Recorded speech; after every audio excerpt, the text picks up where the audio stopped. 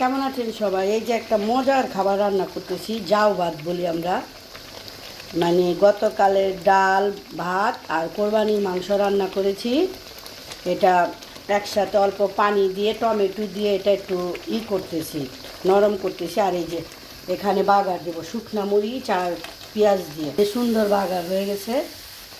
আমার জাউ ভাতে দিয়ে দেবো, এই যে দিয়ে দেবো। বিসমিল্লাহ, কি মজা!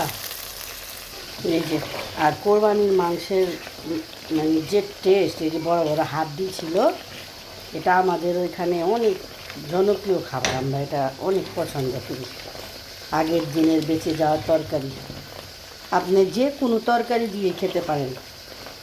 আমি আর কি মাংস ছিল আর ডাল ছিল, এটা দিয়ে আর কি রান্না করলাম। ভাতগুলি এভাবে একটু কাজে লাগাইলাম, এই আর কি। এখন তো খাবো। ওকে ওকে।